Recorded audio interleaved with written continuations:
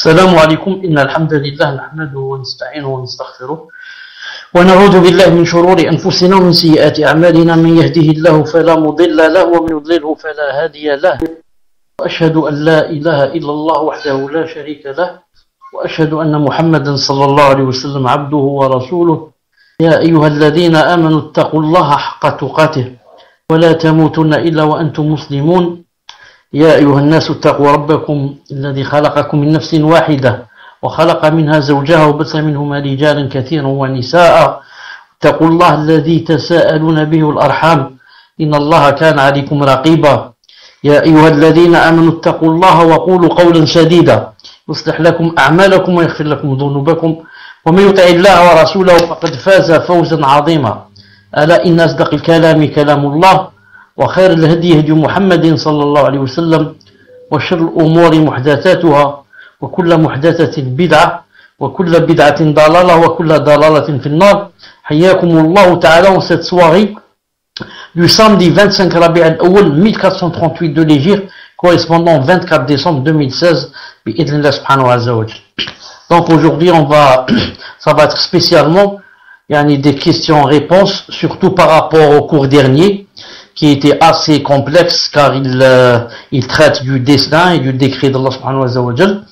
Donc on va se limiter à répondre aux questions bi'idhnillah ta'ala, surtout celles du cours passé, incha'Allah ta'ala. Sans tarder, je donne le micro à un des admins pour qu'il pose la première question bi'idhnillah ta'ala. Tafaddal.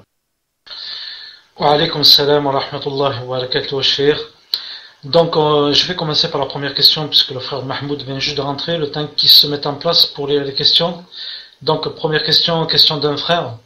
Salam alaykum cheikh, si une personne dit je regrette d'avoir vécu cette époque, j'aurais voulu vivre à l'époque du prophète, ceci est-il considéré comme du kufr au destin? Barakallahu fikum cheikh. Tafaddal. Bismillah ar-Rahman ar-Rahim wa salatu wa salam ala ashraf al-mursalin. Ce que je comprends de cette question, c'est que la personne souhaite, elle dit j'aurais voulu vivre à l'époque du prophète sallallahu alayhi wa sallam. Il n'y a aucun mal à ce que la personne souhaite cela. Mais, le début de la question, je regrette d'avoir vécu cette époque. Ceci ne se dit pas. Parce que ce n'est pas nous qui commandons quand est-ce qu'on doit vivre et quand on doit mourir. Non.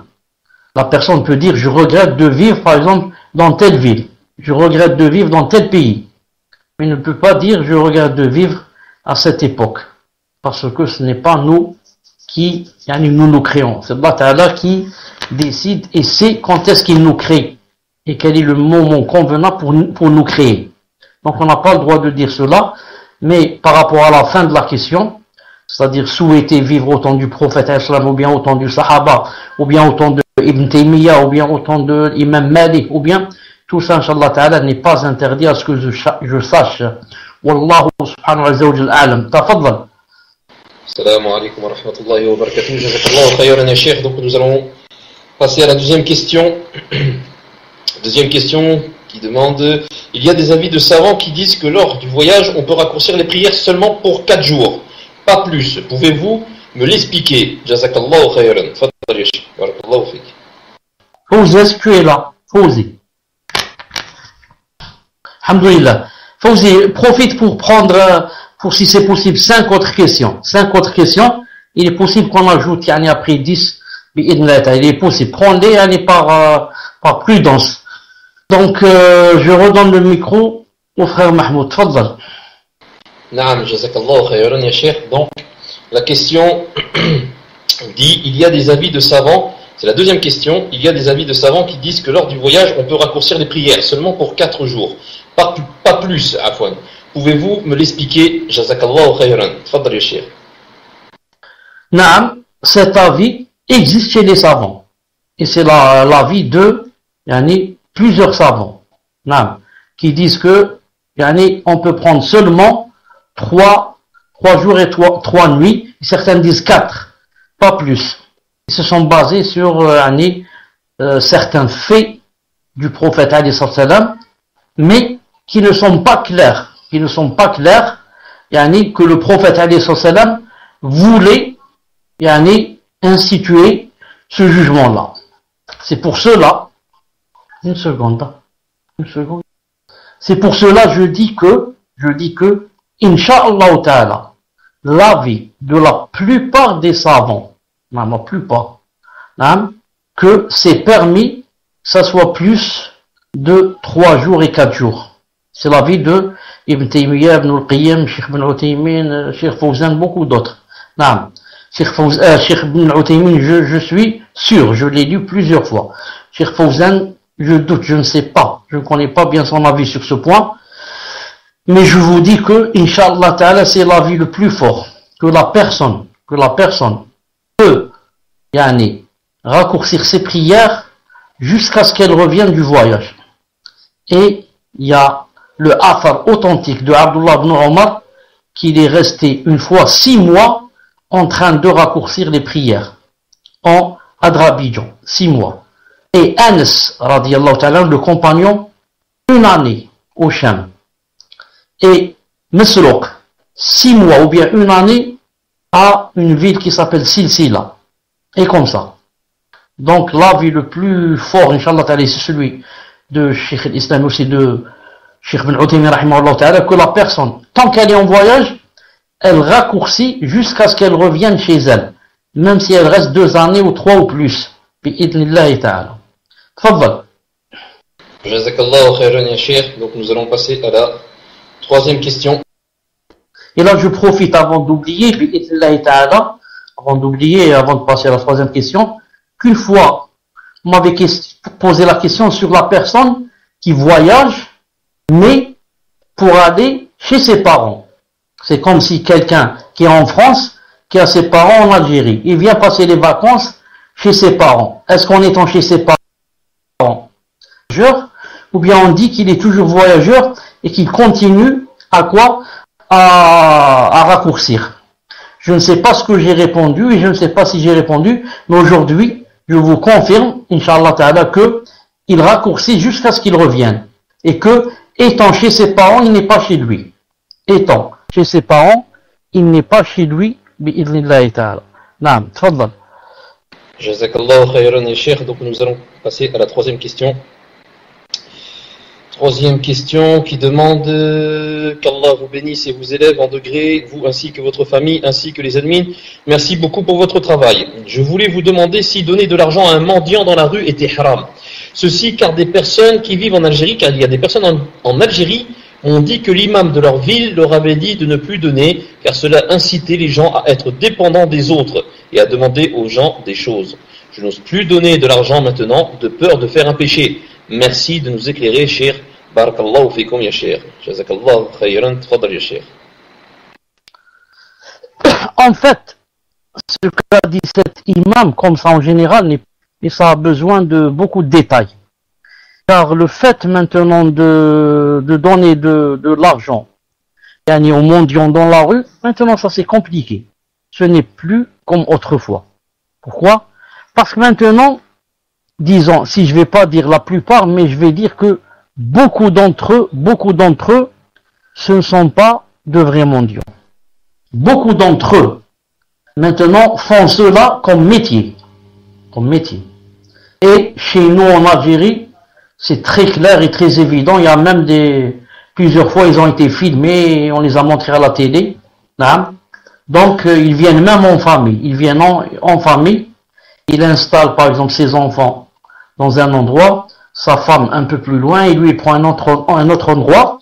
Des fois, il loue même un taxi pour venir.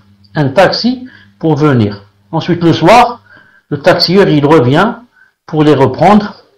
Et, ils se regroupent et ils repartent avec lui, comme du travail. Et le matin, à 8h du matin, ils ont un emplacement spécial. Et comme ça, le soir, à 6h ou là, 18h ou là, ils reviennent chez eux. Donc, c'est devenu un travail, c'est devenu un métier. Et, il a été prouvé que certains ici, en Algérie, arrivent jusqu'à 2-3 millions par jour. 2-3 millions de centimes par jour. Alors que certains employés ici leur payent c'est 1,5 million, même pas 2 millions par mois. Alors que le mendiant, il arrive à 2-3 millions par jour. Subhanallah al-Azim. Donc, maintenant, si quelqu'un sait que cette personne est de ce genre, par exemple, faut pas lui donner, c'est sûr. Sans parler de ceux qui se lèvent à chaque fois dans la mosquée et qui disent que voilà, mon épouse ou bien mon fils ou bien ma fille doit subir une opération chirurgicale et qu'il n'y a personne pour m'aider. Et bien sûr qu'il est en train de mentir, et la plupart mentent. Sans parler de celui qui se lève et qui dit que voilà, il montre une ordonnance et il dit je dois acheter des médicaments et je n'en ai pas. Sans parler de celui qui se lève, voilà. Et qu'on leur dit non. Voilà. Et sans parler de celui qui se lève et qui dit que je suis venu d'Oran et je n'ai pas d'argent pour revenir chez moi. Et celui-là, un ami lui a dit, viens, on va à la Osmo. On va à la station de l'autocar et c'est moi qui te paye le billet. Il a dit non, il est parti. Sans parler de quelqu'un qui m'a dit, une femme qui est venue chez lui, il lui a dit que voilà, on est en panne à la maison, on n'a rien, on a ceci, on a cela, on n'a pas de quoi manger, on n'a pas ceci, on n'a pas cela.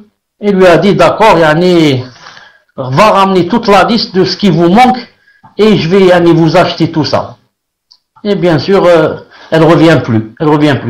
Donc maintenant, disons à 90% de ceux qui demandent du moins, ou bien au moins en Algérie, pas dans d'autres pays. Chez vous, là, c'est vous qui savez. Chez nous, au moins 90% à 95% qui tendent leurs mains ne sont pas vrais.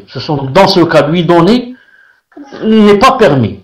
Parce que tu l'aides à ce qu'il prenne l'argent des autres. Tu l'aides. Ensuite, il y a un hadith authentique du prophète qui dit quoi?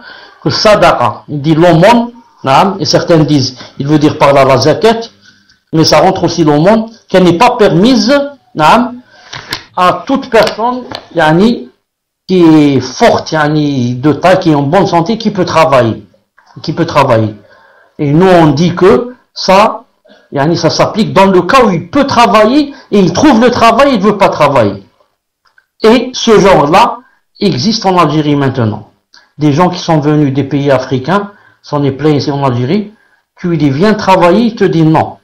Tu lui dis qu'est-ce que tu veux? Il te dit je veux sadaqa. C'est-à-dire tu me donnes fils habile.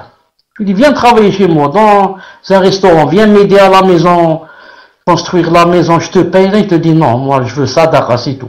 Donc celui-là, aussi c'est pas permis de lui donner.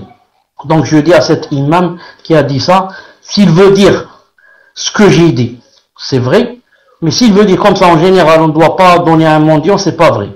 Parce que si je connais le mendiant et que je sais que vraiment c'est quelqu'un qui n'en a pas, et c'est vraiment quelqu'un qui est dans le besoin, c'est pas seulement c'est bien de lui donner, mais je dois lui donner. Wallah Azza wa Jal a'lam, tfaddal. Non, mes chers, et quand vous avez demandé pour en France si c'est pareil, eh bien écoutez, en France il y a une communauté qui est connue pour ça, qui s'appelle les Roms. C'est pas pour les stigmatiser, on sait très bien qu'ils le font, donc ils se sont même mis à apprendre l'arabe. Les femmes mettent le hijab et disent même salam alaikum, akhi, urti, pour mieux avoir les musulmans par compassion. Et subhanallah, c'est devenu un métier et ils en ont fait un métier. Allah al-Musta'an. Donc c'était juste une parenthèse pour dire qu'en France il y avait exactement la même chose. Donc Inch'Allah nous allons passer à la 4e question. À chaque fois que tu veux passer à une nouvelle question, ça me rappelle des choses et je te coupe. Ça m'a rappelé une fois ça fait c'est vers les années 83, les années 1983. Parce que je me rappelle, j'étais à la fac. C'est pour ça que je me rappelle toujours, car j'ai étudié entre 82 et 86. Donc j'étais à la fac, je me rappelle. Je suis descendu de l'immeuble, j'ai trouvé quelqu'un avec un costume et une cravate. Il dit, Barakallahu fik, t'smah li dqiqa, une seconde, tfaddal, qu'est-ce qu'il y a? Ma femme, mon épouse vient juste d'accoucher maintenant.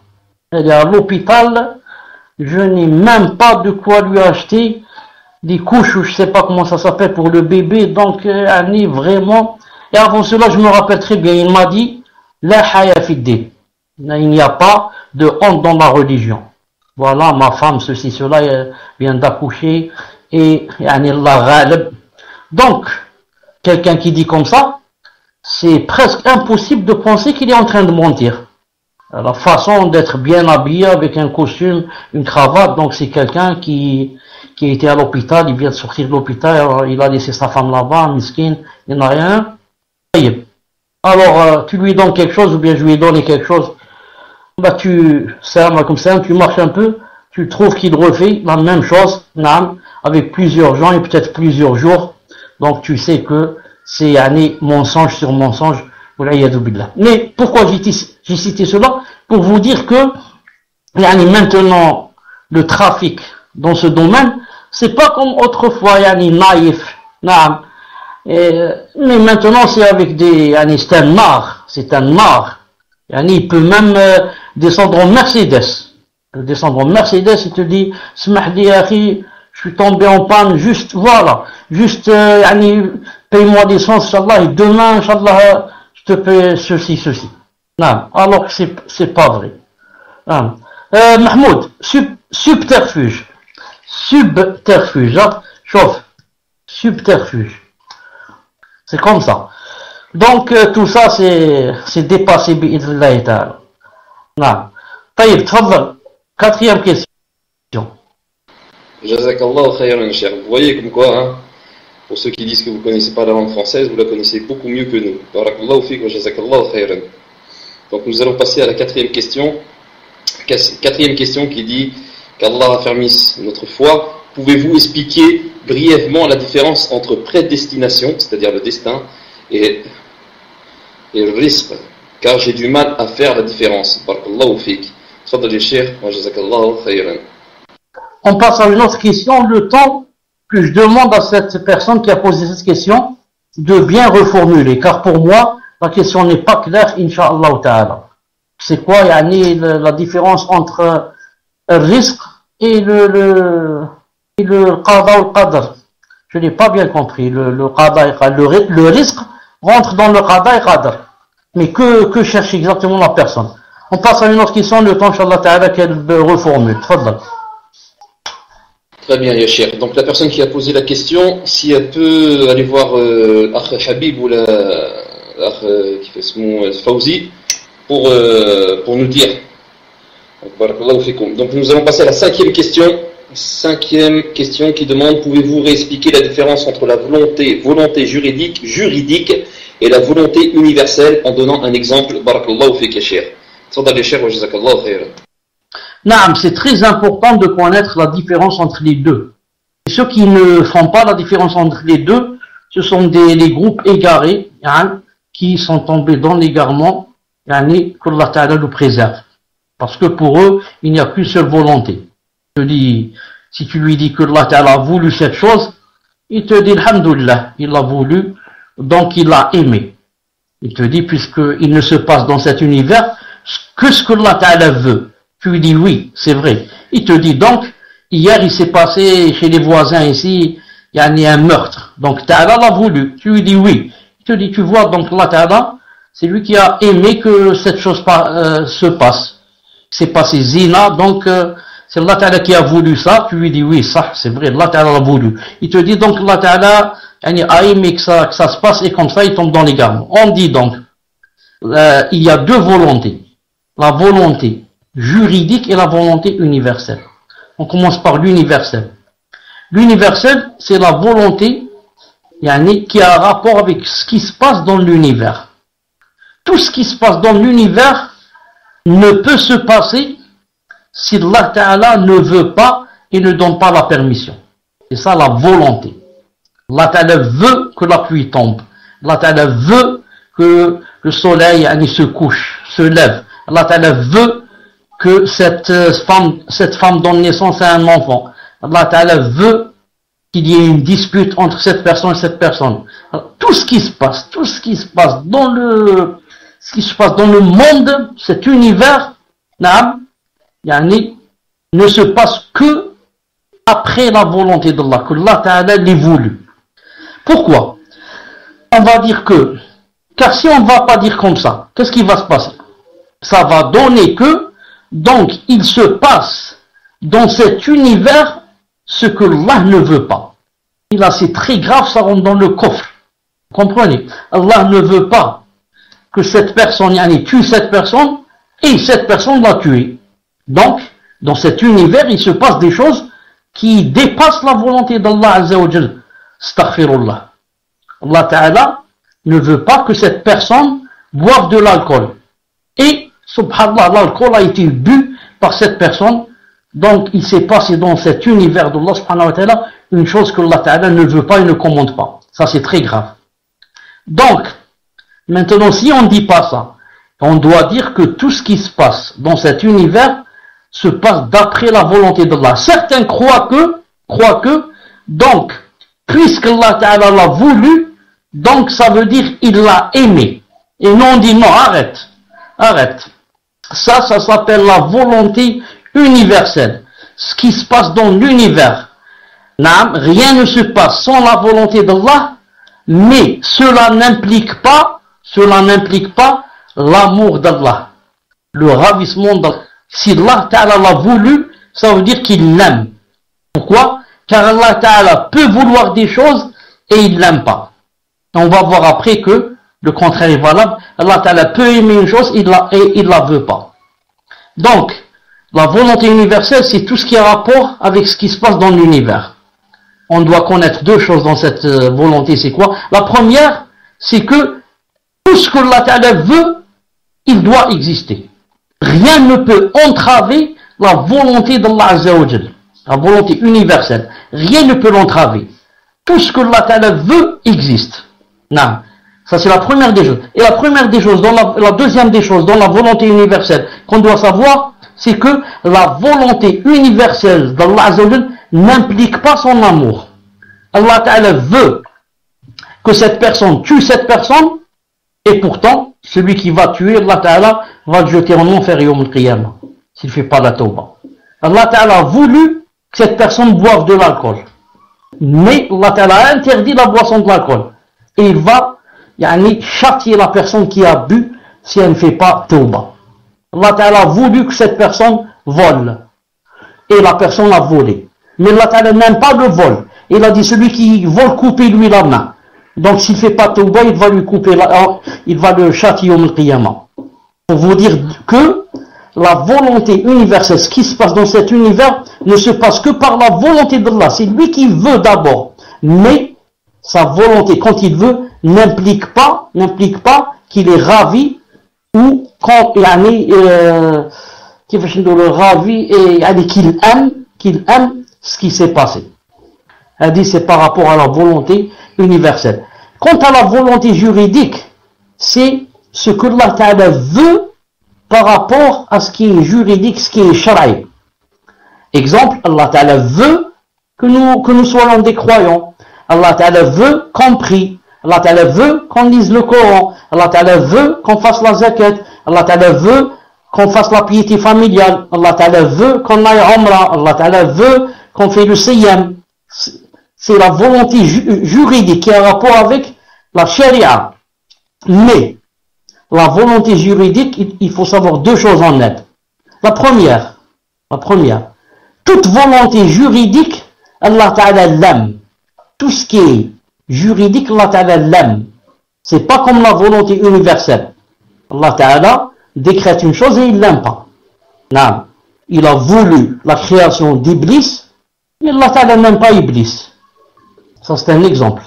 Non. Mais la volonté juridique, non. Allah Ta'ala aime tout ce qui est sharia. Il aime que nous prions. Il aime que nous fassions l'aumône. Il aime que nous allions au Hajj. Il aime que nous prenions le bien. Il aime qu'on interdise le mal. Et comme ça, tout ce qui est juridique, Allah Ta'ala l'aime. Ça c'est la première des choses. Et la deuxième des choses, dans la volonté juridique, pas toute chose que Allah Ta'ala aime juridiquement a lieu. La preuve, Allah Ta'ala aime que Abu Jahl, par exemple, soit un croyant. Mais ça n'a pas eu lieu. Allah Ta'ala aime que mon voisin qui est en face de moi, par exemple, prie. Et pourtant, mon voisin ne prie pas. Allah Ta'ala aime que cette personne, par exemple, devienne sur la droiture. Mais elle n'est pas sur la droiture. Donc, la volonté juridique, ce que Allah Ta'ala aime juridiquement, ça n'implique pas nécessairement son amour. Non.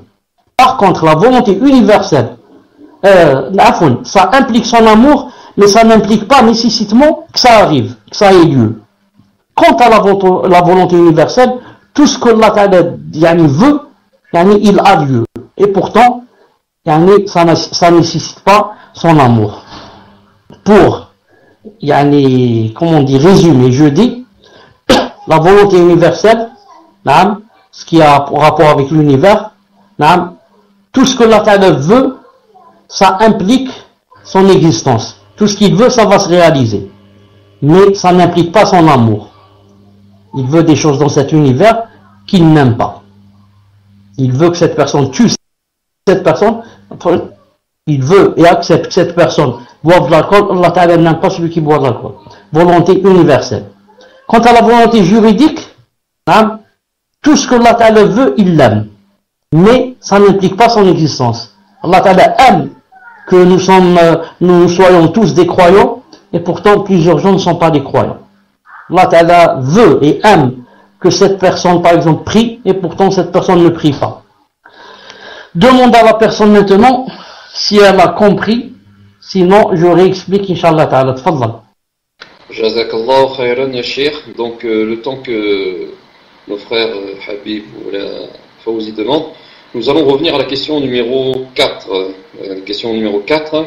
Donc, alhamdulillah, j'ai eu, par l'intermédiaire de Fawzi, ce que voulait dire la sœur. Donc, elle voulait dire la distinction entre la prédestination dans le sens qu'il y a des éléments qu'Allah nous donne et qui peuvent ne pas changer. Exemple, être prophète, être handicapé, etc. Et le risque, la subsistance des éléments qu'Allah nous donne et retire. Ce n'est pas clair pour moi. Je ne sais pas si vous avez compris. Voilà, moi c'est ce que j'ai sur mon écran. Admettons que la salat al-fajr est à 6h45. Je me réveille à 7h. Puis-je faire mes ablutions et faire la salat en faisant les 2 rakas sunnah, puis les 2 rakas obligatoires, ou dois-je... Ça n'a rien à voir, ça. Subhanallah. Fawzi, ça n'a rien à voir avec la question là. Hein. C'est pas grave, je me suis emmêlé les pinceaux. Khayr, Inch'Allah, Cheikh. Donc, oublions tout ce qui a été dit. Donc, la personne dit, par rapport à la question numéro 4, Ma'alish Fawzi. Donc, par rapport à la question numéro 4, elle voulait dire la distinction entre la prédestination dans le sens qu'il y a des éléments qu'Allah nous donne et qui peuvent ne pas changer. Exemple, être prophète, être handicapé. Et le risque, la subsistance des éléments qu'Allah nous donne et retire. Ce n'est pas clair pour moi. Pour ma part, cher moi, non. Pour moi, ce n'est pas clair la question. Walakin, vous, peut-être que vous avez compris. Wallahu a'lam. Dites-moi ce qu'il en est. Wa jazakallahu khayran. Tfaddal ya Cheikh. Non, c'est toujours pas clair. C'est toujours pas clair, bi'idhnillah subhanahu wa ta'ala.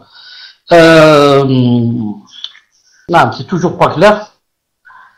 Que la personne nous explique bien, Inch'Allah ta'ala, et parce que quand elle dit par exemple aux personnes pour des choses qui ne changent pas et des choses qui changent, le risque il change parce qu'il le donne et il le retire, et il dit handicapé, ça change.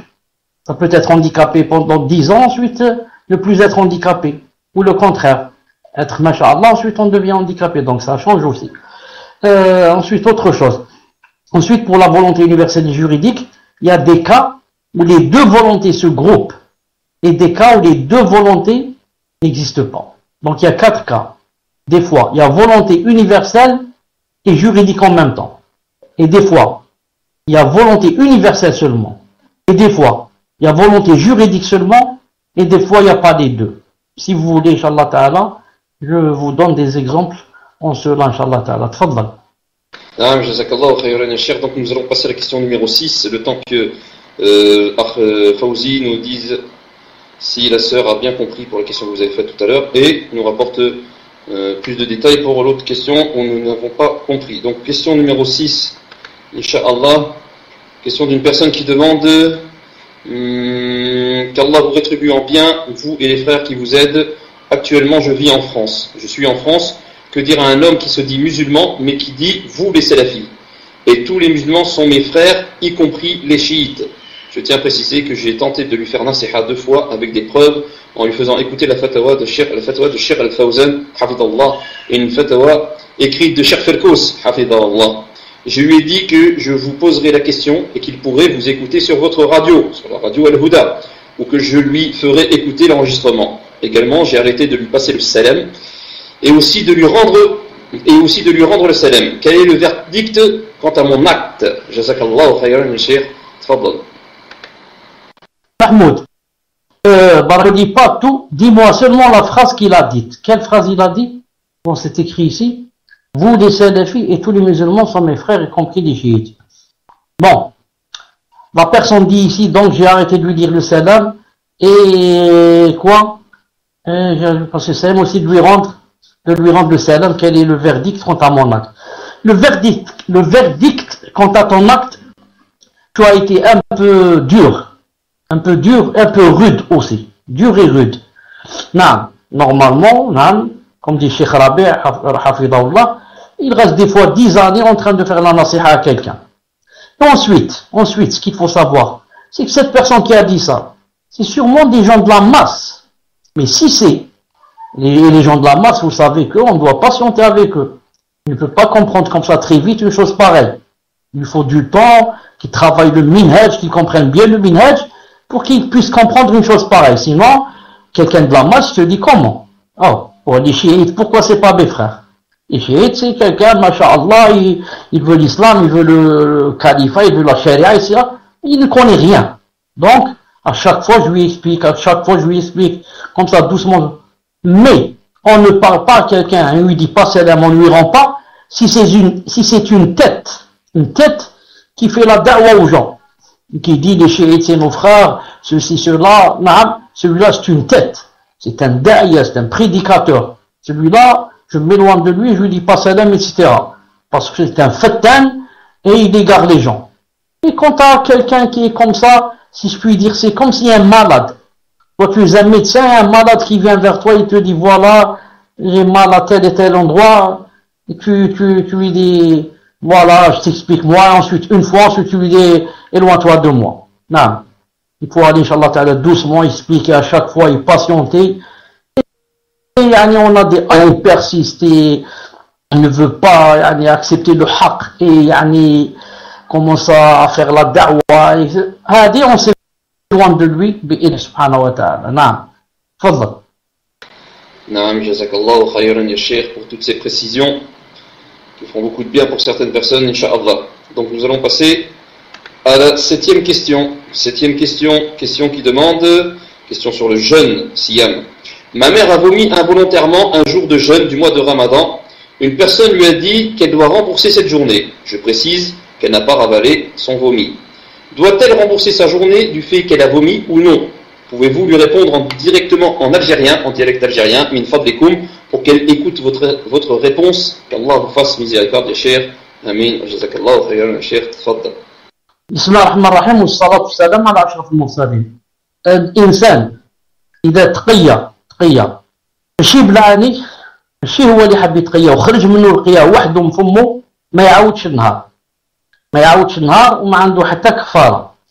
شكون اللي يعاود النهار؟ الإنسان اللي يقي روحه يقول أنا عندي سطر في كرشي وكذا ما قدرتش وقيا نفسه، هذا هو اللي يعاود. أما للقيا خرجوا بلا ما يقصد هو، هذا ما يعاودش النهار بإذن الله تعالى. نعم تفضل. Naam, jazakallahu khayran, ya Cheikh. Donc nous allons passer à la 8e question. Donc la personne demande un conseil. J'ai un frère qui suit le mauvais chemin. Je pense, Allahu a'lam, qui suit la secte des chiites. Et cela de nombreuses années, je l'ai remarqué à plusieurs reprises dans sa salat. Pendant sa prosternation, il colle son front sur une pierre et non directement sur le parterre.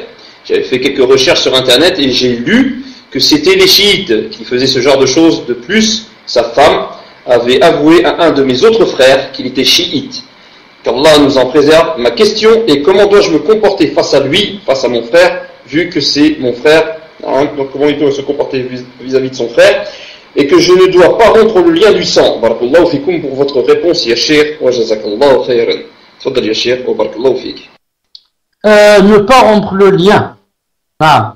Et c'est interdit. Ça, c'est quand c'est par rapport à des choses de la dunya. Par contre, si c'est par rapport à des choses de din, c'est permis.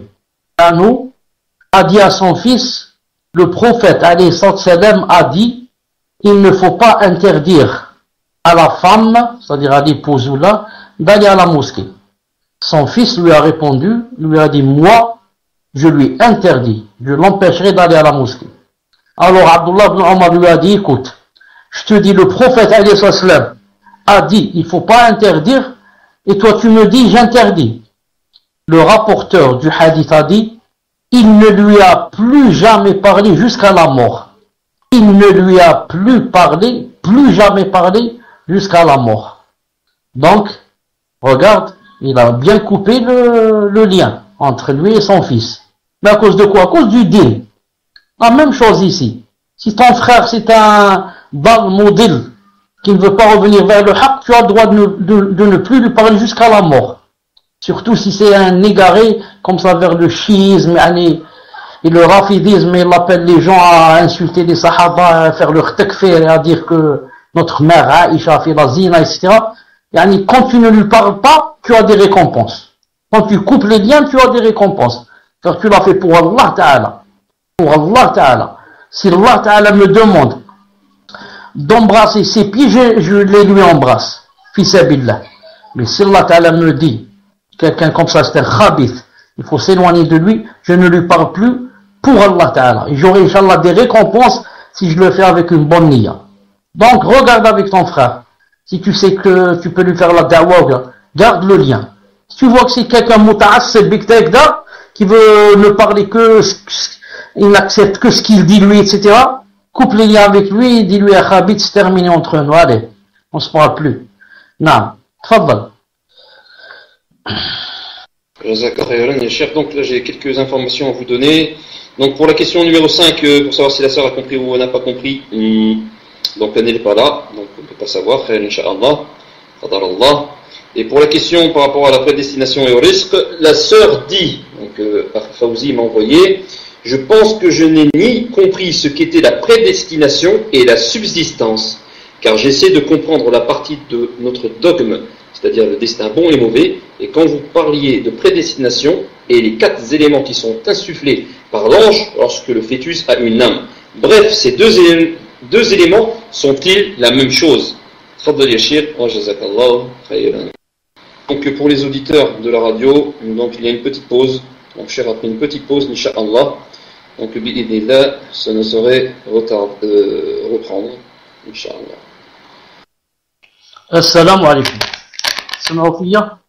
Alhamdulillah. Donc, où est-ce qu'on était? On était à prédestination, etc. Risque, mérite. Je dis à cette personne, et je ne sais pas si c'est la réponse qui lui convient, car la question était un peu, vraiment pas claire.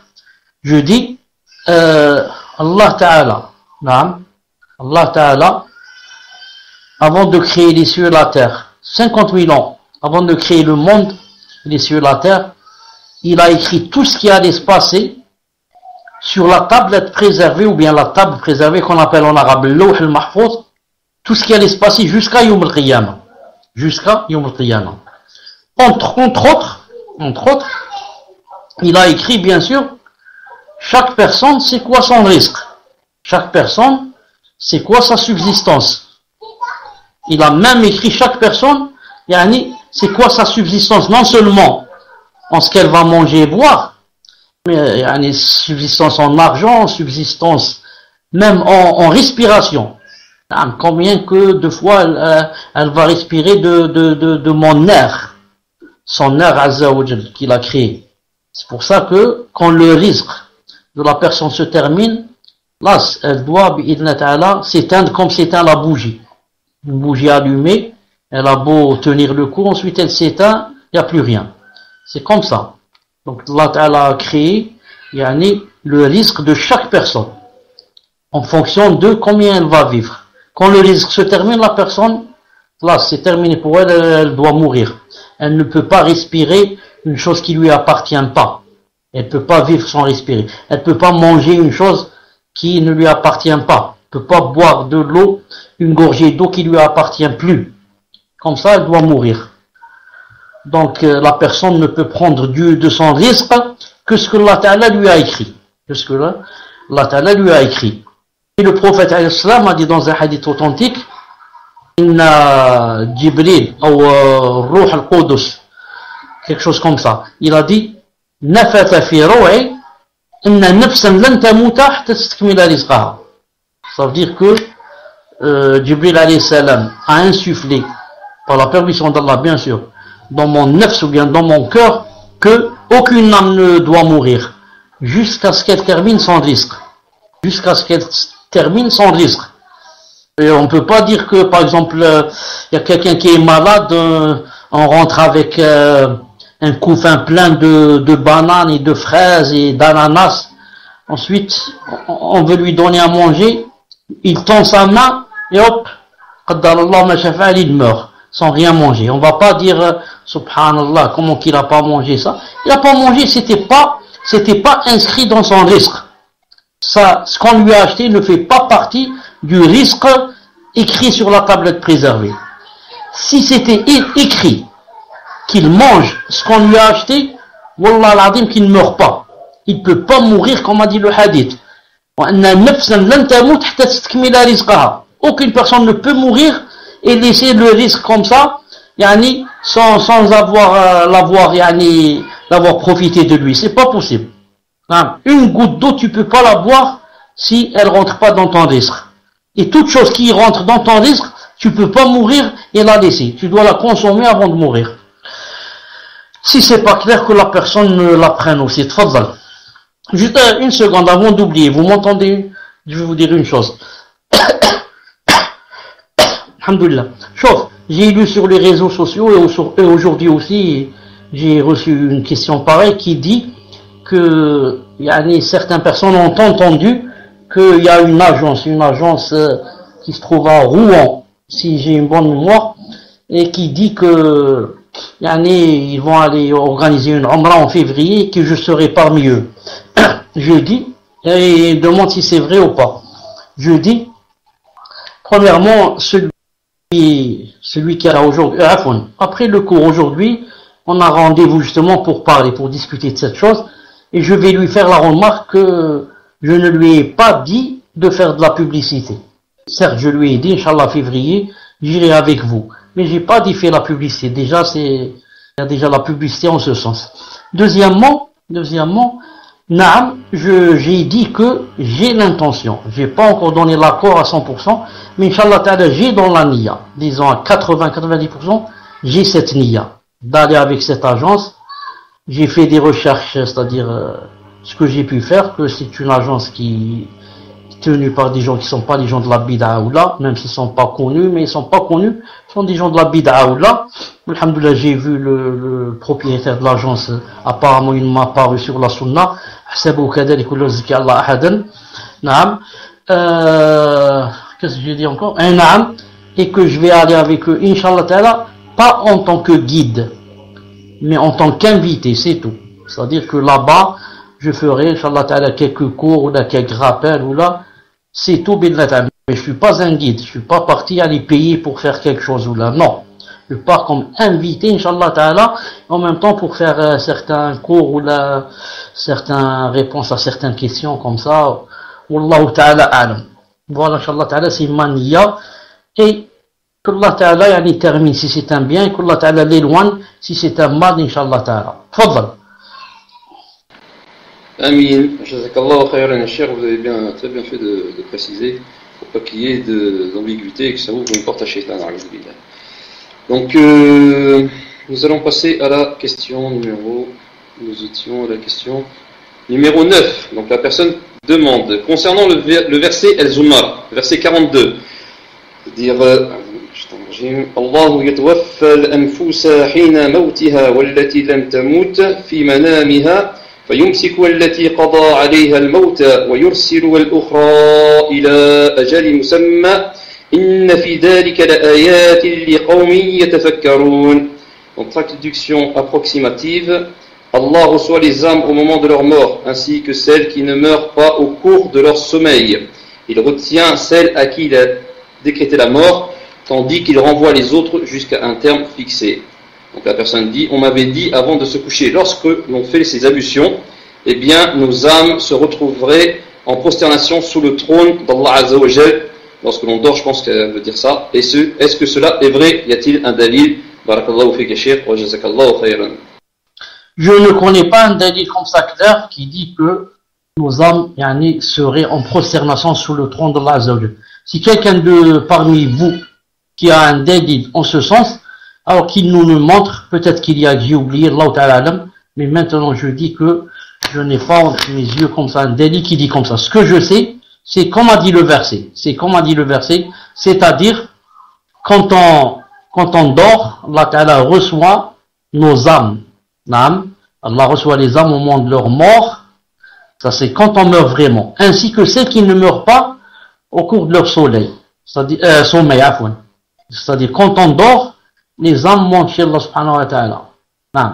S'il a décrété que on doit vivre encore, il nous renvoie notre âme jusqu'à le terme fixé. Sinon, c'est comme il dit ici, il retient celle à qui il a décrété la mort. Sinon, si Allah Ta'ala a écrit qu'on doit mourir pendant le sommeil, donc quand on dort, il ne nous rend pas nos âmes. C'est pourquoi beaucoup de gens, on va les réveiller, ils ne se réveillent pas.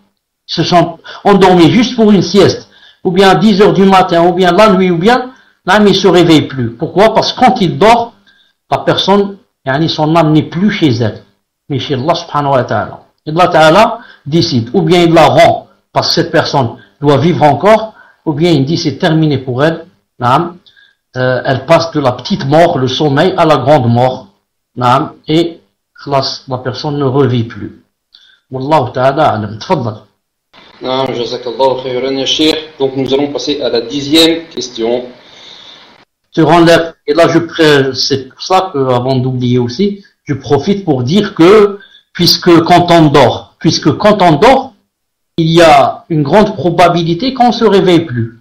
Parce que nos âmes, on ne les commande plus, et on ne sait plus ce qui va se passer. Si on va se réveiller, ou bien on va pas se réveiller. Donc, puisque c'est comme ça, donc on doit bien insister à ce qu'on dorme, sur, comment qu'on dit, sur une adoration, et pas sur un péché. Donc on doit dormir, en lisant le Coran, en lisant Ayatul Kursi, en lisant, des sourates, en faisant ad'iya, et comme ça. Non. C'est ça la sunna, au moins de mourir, sur une adoration, bi'idhna ta'ala. Et le meilleur d'entre nous, bien sûr, c'est celui qui, avant de dormir, fait des ablutions. Celui qui fait des ablutions, il est mieux que nous et sa foi est plus parfaite que la nôtre. Nous qui dormons sans les ablutions. Au moins, à cet égard, bi'idhnillahi ta'ala. Tfaddal. Naam. Il y a aussi un hadith du prophète sallam aussi, qui, quand il faisait pas les ablutions, faisait le tayammum comme ça, il dormait. Naam. Tfaddal. Et le tayammum, c'est très facile, là. Tfaddal. Naam, jazakallahu khayran ya Cheikh. Je me rappelle de cette parole que vous avez dite et qui nous sert énormément. Jazakallahu khayran. Donc, nous allons passer à la question numéro 10. Question numéro 10. La personne dit, comme vous le savez, beaucoup de gens sont ignorants de la religion et ne connaissent rien au tawhid. J'ai cru comprendre qu'aucune œuvre n'est comptée, n'est acceptée si on n'a pas une bonne aqida. J'aimerais savoir si tout ce que font les musulmans ignorants comme bonne action est nul, si tout ce qu'ils font ne vaut rien et n'est pas compté tant qu'ils n'apprennent la religion. Tfaddal ya Cheikh wa jazakallahu khayran. Moi j'ai pas entendu, c'était beaucoup de coupures. ممكن تعيد إن شاء الله تعالى تفضل si c'est possible. Il dit ici, comme vous le savez, beaucoup de gens sont ignorants de la religion. Ils ne connaissent rien au tawhid. J'ai cru comprendre qu'aucune œuvre n'est comptée si on n'a pas une bonne aqida. J'aimerais savoir si tout ce que font les musulmans ignorants comme bonnes actions est nul. Si tout ce qu'ils font ne vaut rien et n'est pas compté tant qu'ils n'apprennent pas la religion. Je dis, ce n'est pas comme ça en général, mais ça a besoin de détails. Car, si on va dire que tous les gens ignorants qui ne connaissent pas le tawhid, yani que leurs œuvres ne sont pas acceptées, ça peut donner quelque chose de grave, qui est dire que donc tous nos parents, tous nos grands-parents, tous nos aïeuls, tous nos ancêtres, yani, ils n'ont rien fait, yani, rien n'est accepté d'eux, et donc yani, c'est comme s'ils n'ont fait aucune bonne œuvre. Mais ce qu'il faut savoir, c'est que la aqida en elle-même, c'est déjà très vaste. C'est très vaste. S'ils font le grand shirk, naam. S'ils font le shirk, le grand, naam. Mais s'ils font le petit shirk, non. Le petit shirk, c'est un grand péché. Le grand péché n'annule pas les bonnes actions si ce grand péché n'est pas le grand shirk. C'est pour ça que Allah subhanahu wa ta'ala a dit dans le Coran, il a dit même au prophète alayhi salam, il lui a dit وَلَقَدْ أُوحِيَ إِلَيْكَ وَإِلَى الَّذِينَ مِنْ قَبْلِكَ لَئِنْ أَشْرَكْتَ لَيَحْبَطَنَّ عَمَلُكَ وَلَتَكُونَنَّ مِنْ خَاسِرِينَ. À peu près, traduction rapprochée. Donc, il t'a été révélé à toi, ya Muhammad, ainsi qu'à ceux qui t'ont précédé comme messager ou là, si tu donnes des associations là, tu fais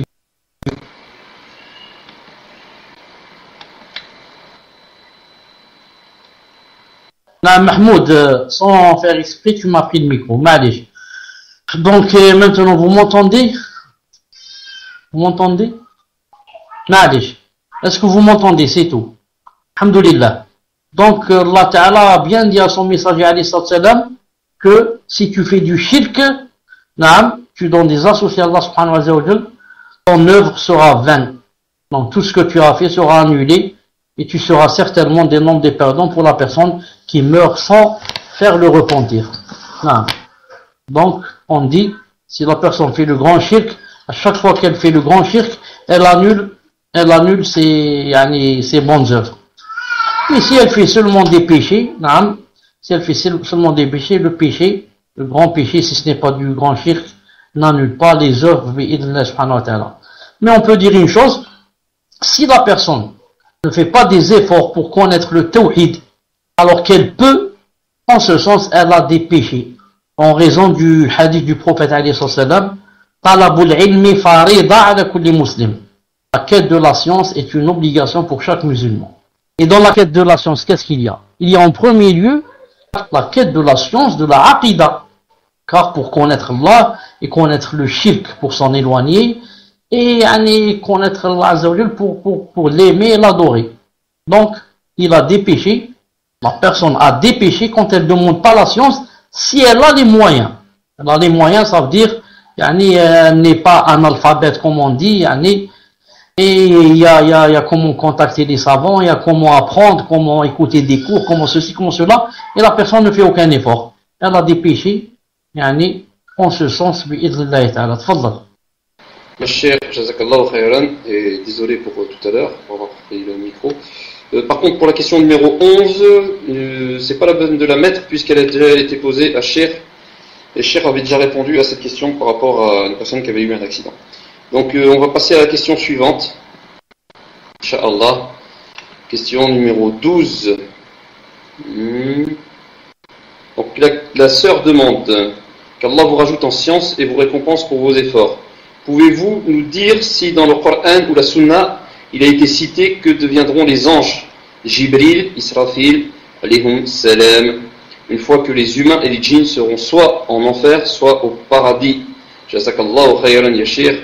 Tfaddal, barakallahu fik. Naam, après ce que je sais, qu'il n'y a rien, ni dans le Coran, ni dans la Sunna, qui a cité cette chose. D'après ce que je sais, mes faibles connaissances, Wallahu ta'ala alam, qu'il n'y a rien, je ne connais rien dans le Coran, ni dans la Sunna, qui a dit que Jibril ou Israfil ou bien, par exemple, voilà ce qui va leur arriver après, que les gens soient en enfer ou au paradis. Et si quelqu'un connaît quelque chose, qu'il ne nous l'apprenne bi'idhnillahi ta'ala. Tfaddal. Jazakallahu khayran ya Cheikh. Donc nous allons passer à la prochaine question. Question numéro 13. Question d'une sœur qui demande le hadith qui parle que le prophète sallallahu alayhi wa sallam déposait Afwan, mes chers. Donc, alors je relis la question parce qu'elle est un petit peu, j'ai l'impression, mal formulée. Le hadith qui parle que le prophète sallallahu alayhi wa sallam allait déposer la poubelle du juif. Non, c'est le juif qui posait la poubelle devant la porte du prophète sallallahu alayhi wa sallam. Donc, le hadith qui dit que le juif déposait la poubelle devant la porte du prophète sallallahu alayhi wa sallam,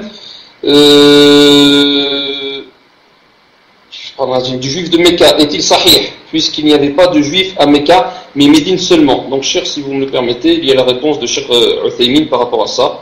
Mais je vous laisse le mic, j'ai la réponse de Cheikh Uthaymin devant les yeux. Donc, cher, est-ce que vous m'entendez? Est-ce que vous m'entendez? Est-ce que le son est meilleur? Est-ce que le son est meilleur? Et cher, alhamdulillah. Donc, par rapport au hadith qui dit que un juif de Mecca, déposait ses détritus devant la porte du prophète sallallahu alayhi wa sallam, est-il sahih puisqu'il n'y avait pas de juifs à Mecca? Donc je disais, j'ai la réponse de Cheikh Uthaymin par rapport à cela. Donc je vous laisse le mic et après si vous voulez je la lis. Tfaddali Cheikh wa jazakallahu khairan. Salam alaikum, est-ce que vous m'entendez? La ilaha illallah wahdahu la sharika lahu. Tfaddal, c'était quoi la question? Donc Cheikh, la question numéro 12 ou la numéro 13, wallahu alam, c'était par rapport au hadith qui dit que le juif déposait ses poubelles devant le juif de Mecca déposait ses poubelles devant la maison du prophète sallallahu alayhi wa sallam. Est-il juste car il n'y avait pas de juifs à Mecca? Donc je disais que si vous le souhaitez, j'avais le lien de la réponse de Cheikh Uthaymin sous les yeux. Donc si vous voulez, je la lis. Mais avant ça, je vous laisse le mic pour me donner la permission. Donc est-ce que pour les autres frères, les admins, il serait bien que vous mettiez un pour que Cheikh sache si c'est que lui, ça vient de sa connexion, ou là que ça vient de tout le monde. Donc Cheikh, apparemment c'est votre connexion. Peut-être avez-vous quelqu'un qui s'est connecté sur votre alhamdulillah. Donc je vous disais par rapport à la question qui demande si le hadith était véridique, le fait que le juif déposait ses poubelles devant celle du prophète sallallahu alayhi wa sallam, devant la porte du prophète sallallahu alayhi wa sallam. Donc, est-ce que ce hadith est véridique? Et je disais que j'avais la réponse de Cheikh Uthaymin. Donc, si vous le désirez, je la lis. Donc, dites-moi si je lis. Je vous laisse le mic. Donc, je vais répondre, Inch'Allah Ta'ala, de ce que je sais. Ensuite, je voudrais bien que tu nous lises ce qu'a dit Cheikh Ben Uthaymin. Même si peut-être j'ai dû lire ça et oublier. Ceux qui ont dit, et si sallam qui a été lésé par le juif à Mecca, je dis, à Mecca il n'y avait pas de juifs. À Mecca il n'y avait pas de juifs. Les juifs c'est à Médine. Donc cette histoire, si elle se passe à Médine et pas à Mecca, car à la Mecque il n'y avait pas de juifs. Ensuite, cette histoire, je dis, ne peut pas se passer à Médine. Pourquoi? Car à Médine, le prophète c'était lui, je sais pas comment on dit ça, c'était lui qui commandait les croyants, le commandeur des croyants. Non, personne ne peut le léser. Au contraire, c'est les juifs qui ont peur de lui et les munafiqoun qui ont peur de lui. Donc, c'est pour ça que cette histoire, elle est très connue et se trouve beaucoup dans beaucoup de livres, mais elle n'est pas authentique. Mais elle n'est pas authentique pour cette raison que je viens de citer. À la Mecque, le prophète, quand il se prosternait, les kuffar venaient et lui posaient des ordures sur sa tête et il était faible. Il ne pouvait pas se protéger contre eux et personne ne pouvait le protéger. Mais à Médine, non. C'est lui qui commandait, c'est les autres qui avaient peur de lui. Comment se fait-il qu'un juif puisse lui faire du mal comme ça, et que les sahaba, Omar ibn Khattab qui a l'habitude de dire, Ya Rasulallah, donne-moi la permission de couper la tête à cette personne, si elle fait du mal, comment qu'il le laisse faire tout ça et il se taise? Wallahu ta'ala alam. Donne-nous la réponse de Cheikh Ben Uthaymin, tfaddal. Allahumma barak ya Cheikh, masha'Allah. Naam, c'est exactement ça. Jazakallahu khayran wa barakallahu fik. Qu'Allah Azza wa Jal vous récompense. Donc, il est dit l'histoire du juif voisin du prophète sallallahu alayhi wa sallam qui jetait la poubelle devant sa porte tous les jours et le prophète sallallahu alayhi wa sallam patientait et l'enlevait. Cheikh Ibn Uthaymin rahimahullah dit cette histoire n'est pas authentique. Il n'y avait pas de juifs à la Mecque mais ils étaient à Médine. s'ils étaient à Médine, comment ce juif pourrait nuire au prophète, au messager sallallahu alayhi wa sallam, alors que les sahaba radiallahu anhum étaient présents et avaient une jalousie et une force pour empêcher ce juif, puis ils ne disent rien et le messager sallallahu alayhi wa sallam est obligé tous les jours d'enlever cette poubelle, ce qui est authentique et ce qu'a rapporté Al-Bukhari dans son Sahih, rahimahullah, d'après Anas radiallahu anhu, il y avait un enfant juif qui travaillait pour le prophète sallallahu alayhi wa sallam. Il tomba malade, le prophète sallallahu alayhi wa sallam alla le visiter, il s'assit près de sa tête et lui dit « Convertis-toi ». L'enfant regarde à son père qui était présent et lui dit « Obéis à Qasim ». Il se convertit et le prophète sallallahu alayhi wa sallam sortit en disant « Louange à Allah qui l'a sauvé de l'enfer » dans la version de l'imam Ahmed, rahimahullah, un enfant juif mettait de l'eau pour les ablutions du prophète sallallahu alayhi wa sallam et lui donnait ses sandales. Il tomba malade et le prophète sallallahu alayhi wa sallam lui rendit visite, car Allah récompense en bien celui qui met en garde contre le mensonge sur notre prophète sallallahu alayhi wa sallam. Fatawa Ibn Uthaymin, numéro 7066. Jazakallahu khayran ya Cheikh wa barakallahu fik. Donc je vous laisse le mic si vous voulez rajouter quelque chose et ensuite je passerai à la question suivante. En fait, je n'ai plus rien à rajouter, sauf de dire, alhamdoulilah, que la réponse était adéquate à ce qu'ont dit les savants. Reste que, normalement, quelqu'un va dire, ce serait le contraire qui devait arriver. On devait commencer, c'est-à-dire par écouter d'abord la question de Cheikh Ibn Uthaymin, ensuite, c'est pas dire répondre, mais se taire. Mais en tout cas, j'ai laissé ça exprès, juste un peu pour me tester. Pour voir si je me rappelle toujours ce que j'ai lu et si ce que j'ai lu était authentique bi'idhna ta'ala. Et cette chose, c'est d'Allah subhanahu wa ta'ala, c'est le tawfiq vient de lui bi'idhna ta'ala. Donc ce jeune étant juif était un sahabi, Cheikh radiyallahu ta'ala anhu.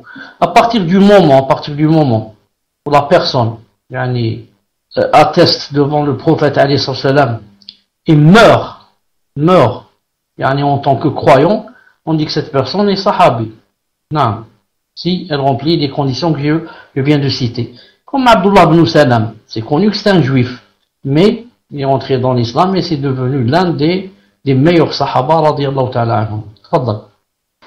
Naam, Cheikh. Abdullah ibn Salam, qui était un grand rabbin et qui s'était converti à l'islam radiyallahu anhu. Donc nous allons passer à la question suivante, question numéro 14, si ma mémoire est bonne. Question d'une sœur qui demande qu'Allah subhanahu wa ta'ala vous préserve sur son chemin jusqu'à sa rencontre. De même pour nous tous. Le mari d'une sœur dit que le prophète sallallahu alayhi wa sallam a dit que nous pouvions nous reposer avant l'heure de la salat si nous sommes fatigués. Alors il dort très souvent avant la salat sans mettre son réveil. Et donc se réveille souvent le matin et colle presque salatul isha, salatul subh. Quel est le jugement sur cette situation? Afwan, je relis parce que... Donc le mari d'une sœur dit que le prophète sallallahu alayhi wa sallam a dit que nous pouvions nous reposer avant salat, l'heure de la salat, si nous sommes fatigués. Alors il dort très souvent avant la salat sans mettre son réveil et donc se réveille souvent le matin. Donc apparemment il doit se réveiller avant salat al-isha, mais il est tellement fatigué qu'il dort, beaucoup. Alors il fait l'isha juste avant salat al-subh. Quel est le jugement sur cette situation? Moi, c'est ce que je comprends. Wallahu alam. Tfaddal ya Cheikh wa jazakallahu khayran. Si une personne est fatiguée et veut se reposer avant que le moment de la salat rentre, ce n'est pas interdit, à condition qu'elle fasse des efforts pour se réveiller, Inch'Allah ta'ala, pour la salat avant que son moment ne sorte. Et dans le cas de cette personne qui vient de poser la question, ça ne se fait pas. Pourquoi? Parce qu'elle dit que des fois elle s'endort et colle presque salat al-isha avec salat al-subh. Or ceci n'est pas permis. Pourquoi? Car salat al-isha a un début et une fin.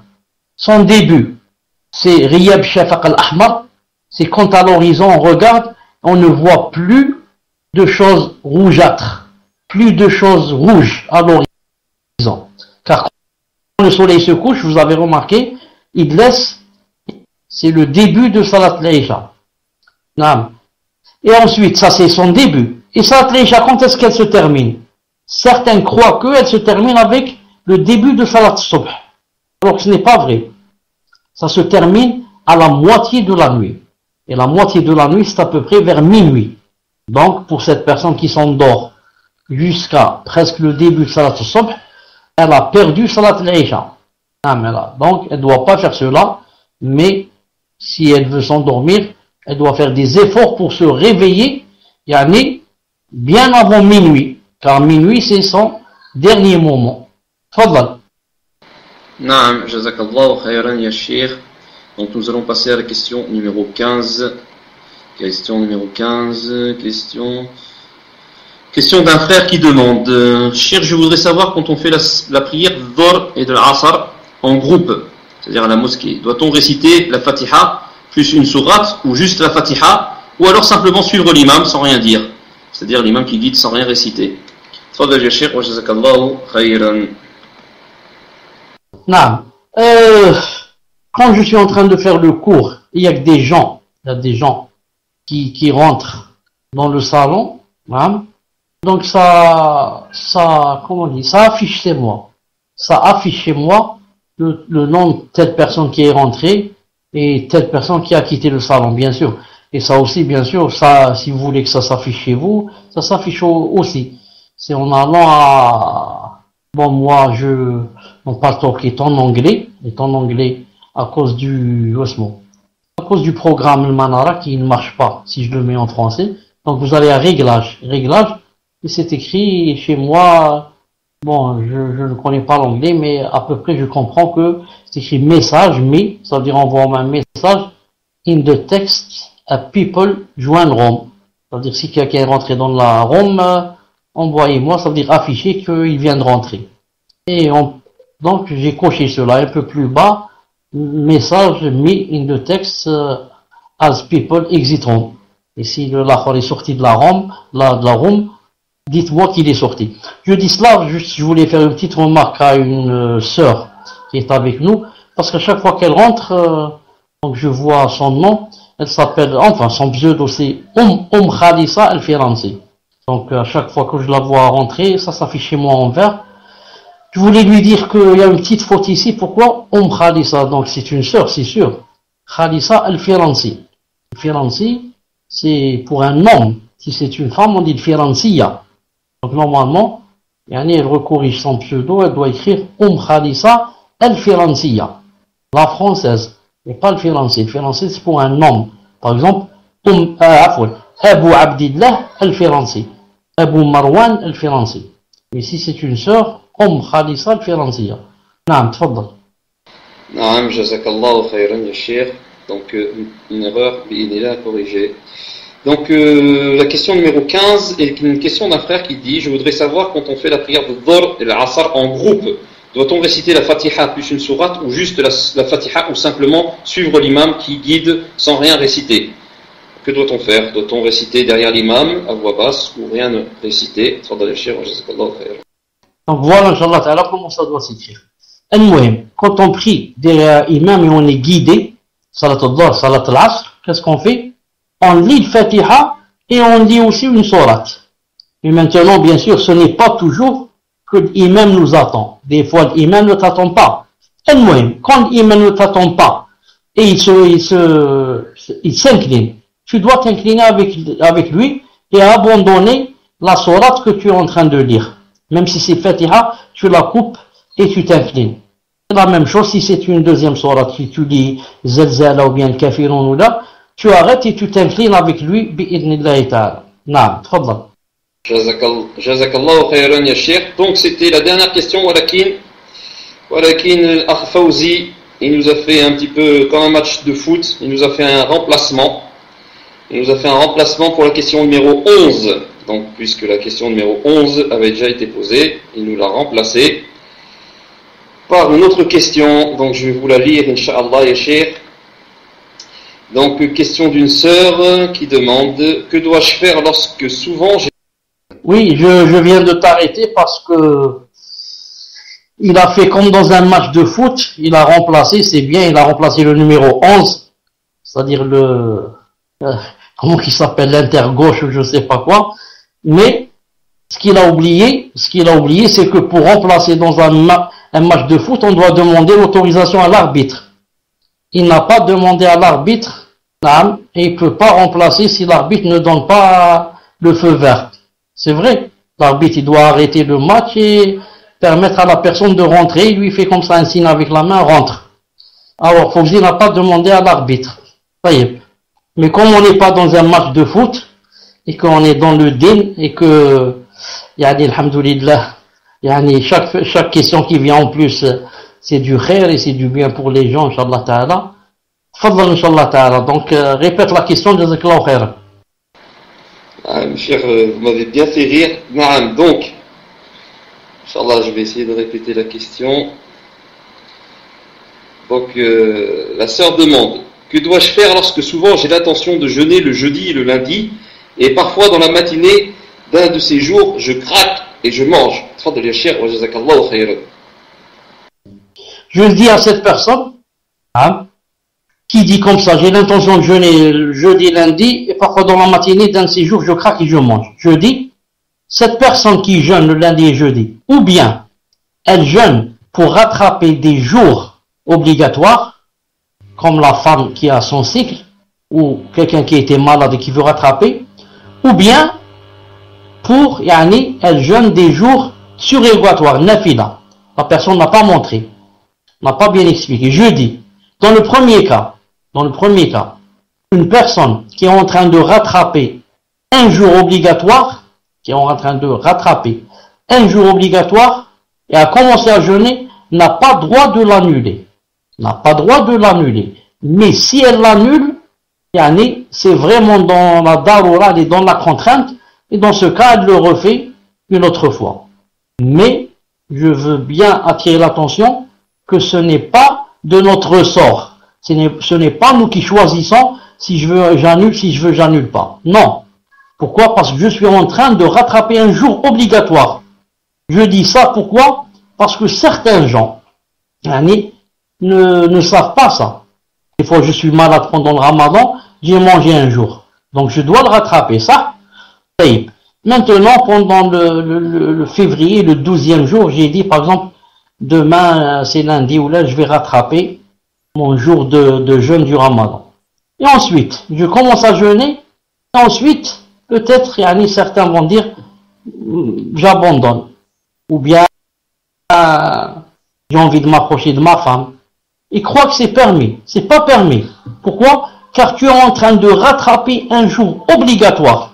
C'est pour ça que tu n'as pas le droit de l'annuler, sauf si vraiment c'est la contrainte. C'est la maladie ou bien je tombe par terre par étourdissement tellement ça me fait mal, etc. Ça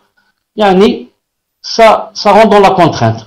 Par contre, deuxième cas, si quelqu'un est en train de jeûner la nafila surérogatoire, lundi, jeudi, Ashura, Arafat, comme ça, surérogatoire, celui-là il est libre. S'il veut à midi s'arrêter, il s'arrête. S'il veut à 14h s'arrêter, il s'arrête. S'il veut à 9h du matin s'arrêter, il s'arrête. Non. Pourquoi? Parce qu'il ne veut plus ou il ne peut plus. Allah Ta'ala lui donne, Inch'Allah Ta'ala lui donne l'intention de la niya. Car il avait la niya et il a commencé et s'est arrêté. Donc Allah Ta'ala la yudhi'u ajr muhsinin, ne fait pas perdre les récompenses des gens qui sont des bienfaisants. Même pour avoir jeûné 2 ou 3 heures, il lui donne, Inch'Allah Ta'ala, la récompense. Donc voilà, Inch'Allah Ta'ala, la réponse. Tfaddal. Naam, jazakallahu khayran, ya sheikh. Donc moi, pour ma part, je n'ai plus d'autres questions. Je demande à Fawzi s'il a un autre remplacement, un autre remplaçant à faire rentrer. Apparemment, il n'y a pas d'autre chez Fawzi. Ok, Noëlo. Si, ah d'accord. D'accord, frère. Donc on demande... Ah oui, mais il faut demander à... C'est pas moi l'arbitre, Fawzi. Donc cher, est-ce qu'on prend la prochaine question? Une dernière. C'est toujours là, comme ça, une dernière, mais après on continue. Donc cher, est-ce que c'est possible ou pas? Et excusez-nous de prendre autant de votre temps. Tfaddali, cher. Prends, Inch'Allah Ta'ala, les 3 dernières. Prends 3 dernières questions.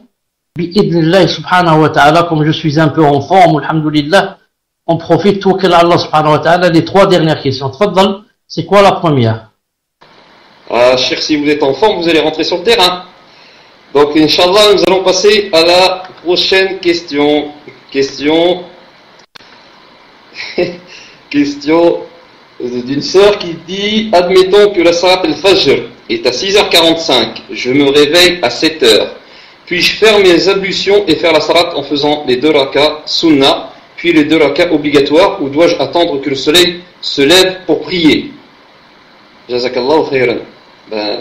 Tfadal les chers, mais voilà, c'est avant le lever du soleil. Tfadal les chers, jazakallahu khayran.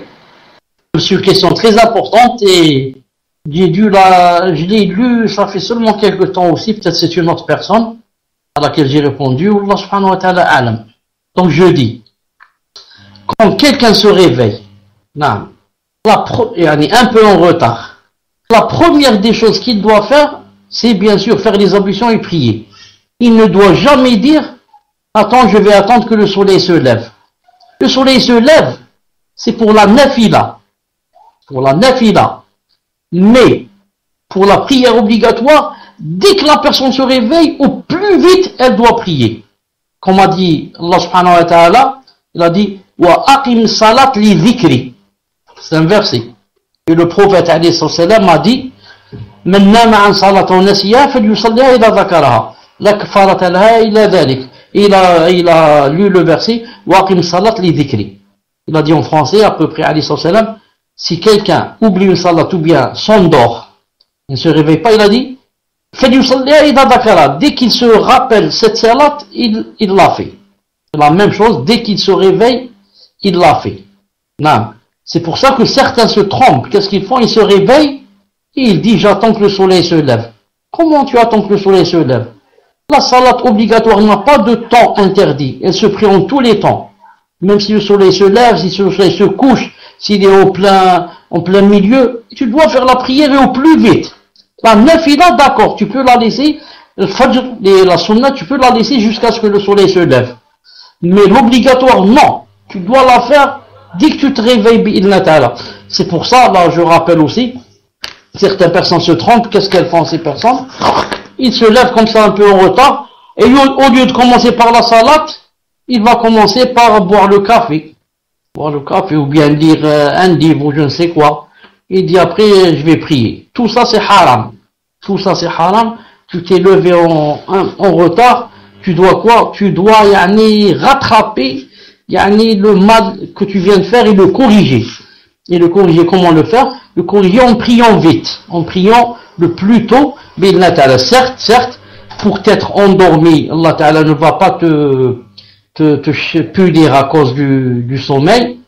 Car comme a dit le prophète Islam, il a dit: la tafrita fin nom. Il a dit, il n'y a pas, comme on dit, il veut dire à peu près, c'est-à-dire qu'on ne reçoit pas de péché pour s'être endormi. Mais à condition que la personne fasse les causes pour se réveiller. Et si elle ne s'est pas réveillée, à condition qu'elle prie au plus tôt. C'est pas, elle va boire le café, ensuite le thé, et manger le pain au chocolat, et je ne sais quoi, et boire un jus, ensuite aller prier. Tout ça, c'est faux et c'est haram. Tfaddal. Jazakallahu khayran. Donc, cher, parmi les 3 questions que vous nous avez demandées, il y en a une qui est arrivée. J'aurais une question, Inch'Allah. Est-ce que le fait d'apaiser son frère en payant sa dette, en invoquant pour lui ou en lui offrant un cadeau, en lui donnant des aumônes, etc., cela rentre-t-il dans l'amour pour Allah Azzawajal? Et donc, est-ce que cela peut-il faire bénéficier celui qui fait ses actes de l'ombre du trône d'Allah Azzawajal, Yawm al-Qiyamah, qui est promis à ceux qui s'aiment en Allah Azzawajal? Jazakallahu khayran, wa barakallahu fik, hafidakallah, ya Cheikh al-Karim. Wallah, je n'ai pas compris la question. Je n'ai pas compris, de quoi ça retourne dans cette question. Si c'est possible de l'afficher, Inch'Allah Ta'ala, ou bien de la relire. Tfaddal. Donc, la personne chère, au fait, elle demande par rapport à tous ses actes. Par rapport à tous ses actes, c'est-à-dire le fait d'apaiser son frère en payant sa dette, ou en le soulageant d'une difficulté, ou en invoquant pour lui, ou en lui offrant un cadeau, en lui en donnant des aumônes, cela rentre-t-il dans l'amour pour Allah? Et donc, le fait de faire tout ça, est-ce que cela peut nous faire bénéficier de l'ombre d'Allah Azzawajal lorsqu'il y aura d'ombre que la sienne? Yawm al-Qiyamah. Jazakallahu khayran wa barakallahu fik ya Cheikh. Si c'est pas assez clair, dites-moi, je vous reformule la question, Inch'Allah. Je pense que c'est très clair, mais pour confirmer que j'ai bien entendu ce qu'a voulu dire la personne, dites-moi si c'est vrai ou pas. Ça veut dire la personne dit que, par exemple, si elle connaît une personne qui a des dettes, etc., et elle veut aller apaiser son cœur, donc elle lui paye ses dettes, ou bien lui donne l'aumône, ou bien, etc., etc. Est-ce que ça rentre dans les bonnes œuvres et que Allah Ta'ala est ravi de cette personne? Est-ce que c'est ça? Dites-moi si c'est ça. C'est ça, alhamdulillah. Donc, puisque c'est comme ça, attendez-moi juste une seconde, je vais vous ramener un hadith, Inch'Allah Ta'ala, qui va faire la joie de vos yeux, Inch'Allah Ta'ala, en ce sens. Une seconde, Bakr. Naam. Un hadith du Cheikh Al-Albani a dit, il est Hassan, il est bon ou authentique. Une seconde, chauffe. أحب الناس أنفعهم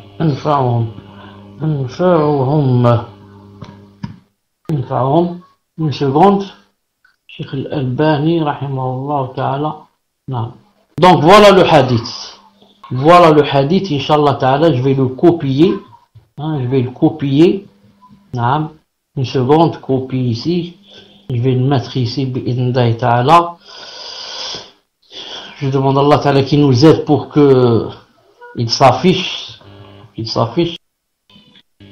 Maintenant, je vais vous dire ce qu'a dit Cheikh Al-Albani de lui. C'est comme je vous ai dit. Il a dit Hassan. Il a dit hadith bon. Regardez, numéro 176, Sahih al-Jami'. Donc, que dit ce hadith? Écoutez bien ce que dit ce hadith. Le prophète a dit Ahabbul nas ila Allah. Les meilleurs que Allah Ta'ala aime, les meilleurs que Allah subhanahu wa ta'ala aime, c'est qui? Anfa'uhum. C'est-à-dire ce sont ceux qui sont utiles aux autres. Donc les meilleurs gens que Allah Ta'ala aime, c'est pas celui seulement qui fait la prière et qui fait le hajj, car tout ça c'est pour lui. Mais c'est plutôt ceux qui sont utiles aux autres. Une seconde. Hein? Donc vous avez entendu, les meilleurs c'est qui?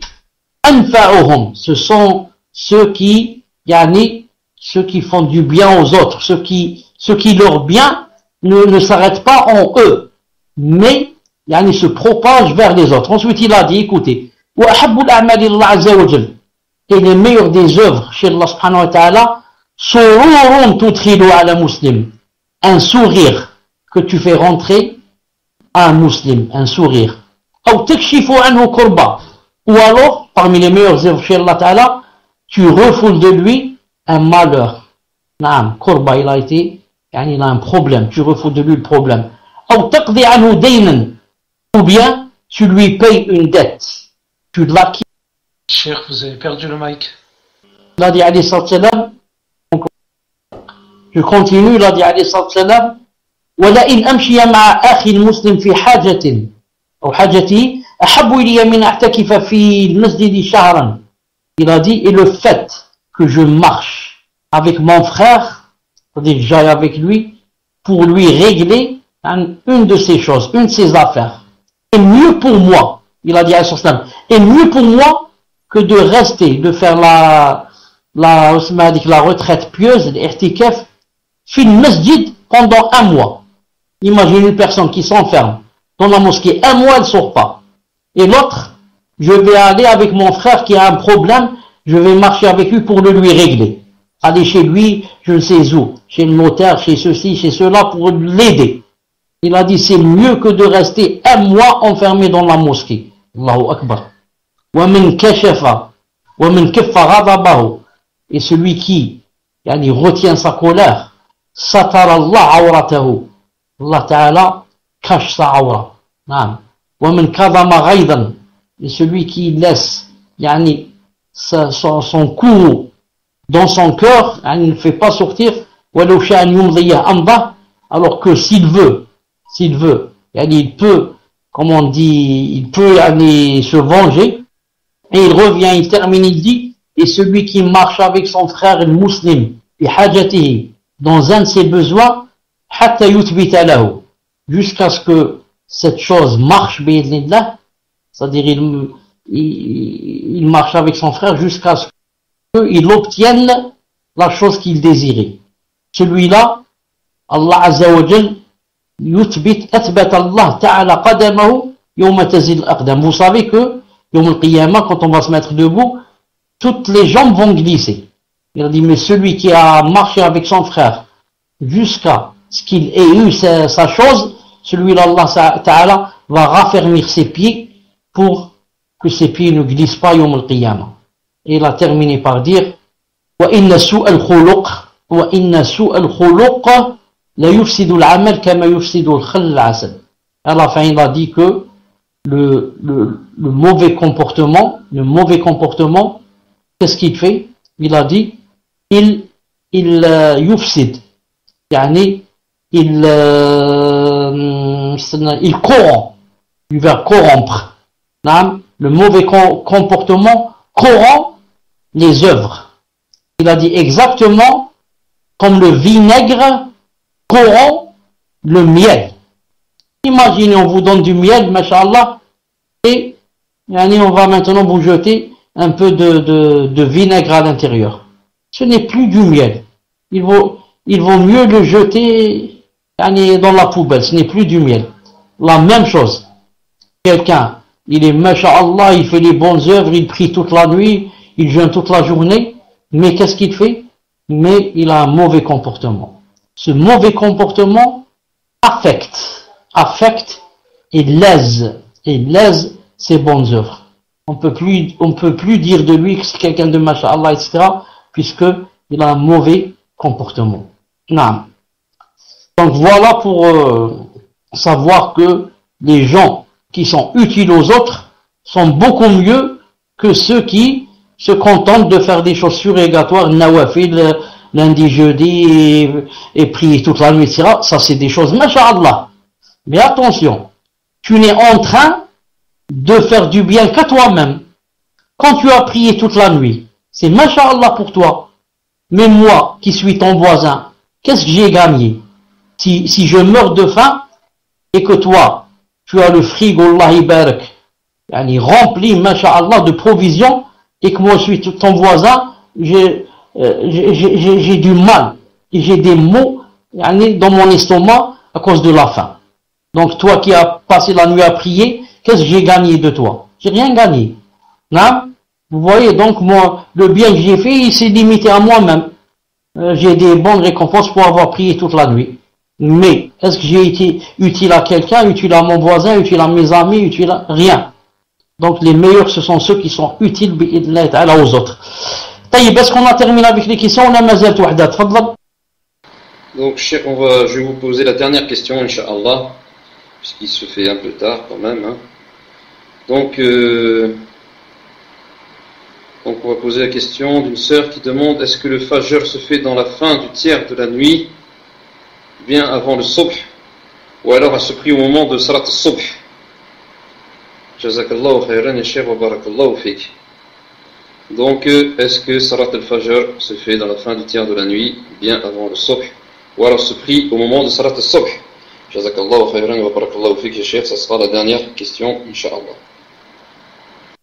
Salat al-Fajr, c'est une sunna mu'akkada, recommandée, que jamais le prophète n'a délaissé, ni en voyage, ni quand il était chez lui, pas en voyage. Non. Et Salat al-Fajr ne se fait pas à la fin du tiers de la nuit, ou là, elle se fait juste avant Salat al-Subh. Avant Salat al-Subh. Mais maintenant, de nos jours, le problème, c'est que, par exemple, ici en Algérie, il y a un décalage d'au moins de 15 minutes, subhanallah. Chez vous, je ne sais pas comment ça se passe. Chez nous, subhanallah, quand on entend le adhan, le deuxième de la prière, pardon, le premier adhan, c'est pas pour la prière, c'est pour se préparer, etc. Et pour manger le suhour, on est au ramadan, etc. Maintenant, quand il appelle pour la prière, pour aller prier, et ce n'est pas encore le moment, il reste au moins 15 minutes jusqu'à 20 minutes en Algérie pour pouvoir prier. Donc, nous, quand on attend l'adhan, on attend 15-17 minutes pour prier Salat al-Fajr, et juste après, le temps de lire à peu près 50 versets, il y a Salat al-Subh. C'est comme ça dans la charia. Salat al-Fajr, c'est juste quand c'est le moment du Fajr, qu'on voit à l'horizon que ça commence un peu à blanchir. Maintenant, on sort de Salat al-Subh, pas Salat al-Fajr, on sort de Salat al-Subh, et quand tu vois le ciel, il y a toujours les étoiles. Et il fait nuit. On peut même pas voir quelqu'un qui marche dans la rue, c'est qui. On reconnaît pas. Ça c'est vraiment grave, mais c'est pas de notre faute.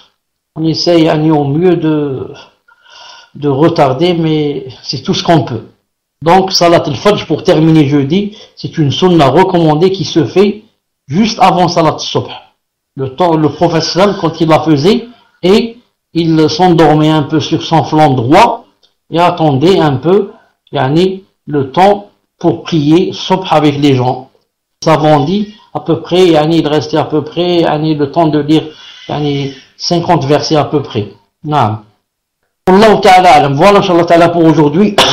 سبحانك اللهم وبحمدك اشهد ان لا اله الا انت استغفرك واتوب اليك السلام عليكم ورحمه الله وبركاته